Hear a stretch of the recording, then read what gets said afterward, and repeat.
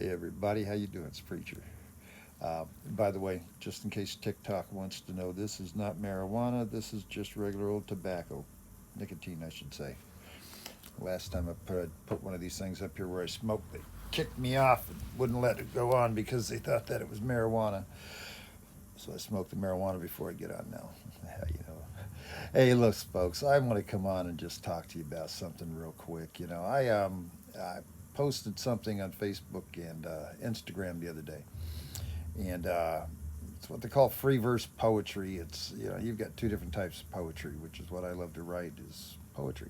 I've always wanted to be a writer, and lately, more and more it seems to come to me. Unfortunately, it's always in my dark times. So the poetry's kind of dark when you read it, Um, but yeah, so I put one out there called "Death, Sweet Death," and I want everybody to know I'm all right.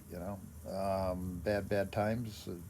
Some of the worst times actually depression wise, but you know what? I'm making it out of it. I'm still here, man. I've still got a smile on my face, and I'm still going to encourage anybody else out there who needs to be encouraged. So I just want to thank a few people. Um, Lori Barnes, I thank you very much for your tough love, I guess you could call that. It was greatly appreciated. It truly was. My brother Nick from Catalyst, man, you're an all right dude, man. You're all right dude. Love you. Rick Watson, same thing for you, brother. Appreciate you reaching out. My friend Debbie, who's always, and I know there's one more that I'm missing, but I just really wanted to thank people. Robert Buck, that's one out in Texas that I worked with. You guys reached out to me privately, and it meant a lot to me. I do appreciate it. I'm always telling people on here, hey, if I can reach out to you and you want me to, feel free to let me know, and I'll do so, or you reach to me. So, um, just because we go through that shit, man, doesn't mean that we can't still help others. Okay, and I want you to remember that your battle can be an encouragement to other people. So keep that in mind. Just because you're going through a bunch of bullshit in your life and you think that you want to kill yourself and everything else, you know what? Talking about that, letting people know, telling them that you didn't do it, telling them why you didn't do it, and that you got yourself out of that funk, that is what helps people. Because this country, as we know, doesn't give a shit about mental illness. I even hate using that word for depression, but it is a form of mental illness, and it's a shame. But yes, so that's where the stigma comes in. Too many people don't want to talk about it, and I'm sorry, I'm scratching the fuck out of my leg because I get dry skin this time of the year. Anyhow, none of your business. So forget it. But as I say, too many people don't want to talk about it because they feel they've got that stigma of the mental illness thing. But brothers and sisters, you got to talk. Just talk, man. It was a really, really dark place this week. And reading the comments that I read, man, you guys helped me out a lot. You really did.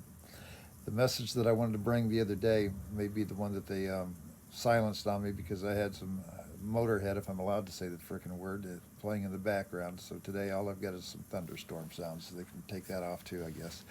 Um, but the message I wanted was that we're not alone. Sorry, kick the stand. Um, and you're not. I want you to always remember that. That's people ask me, why are you so transparent? Why do you get on there? You know, my soon-to-be ex-wife, she doesn't get it one little bit. She does not under. She likes the videos, but doesn't understand why I can share as much as I can share with people, and it's because that's my therapy. I've learned that I share with you what I'm going through, which is why I want these videos to be seen by more and more people. It's not begging for out of pride. I really do. I want these things shared. I want people following because I want them to follow my struggles with it and maybe help them. For God's sakes, if I could help one person, then I'm doing great. But if I could help millions, then I'm doing God's work. So I'm going to stick around, folks. I know I write bullshit like that, and it's what's going through my mind at the time, but it doesn't necessarily mean what I intend on doing, if you get what I'm saying. Um, I just get creative more when the depression hits me. I remember one night a couple years ago, I was on Ambien, And I couldn't figure out why my wife was pissed off at me every time I woke up. And come to find out, I guess we'd argued for a couple hours, and I didn't even know it. That shit had me. I was passed out asleep, but yet walking around and talking. But I think what finally got me off that crap was one night she walked in, and I'm standing in the dark corner of her kitchen. She turns on the light. I'm drinking whiskey out of the bottle, which I'd never ever do. And she says, "What the hell are you doing?" And I said, "Well, I'm writing a novel." I don't remember saying all this, but she let me know about it. Said she walked over to the computer, she looked down what I'd written, and she said, "You know, if you get rid of this Edgar Allan Poe complex, you just might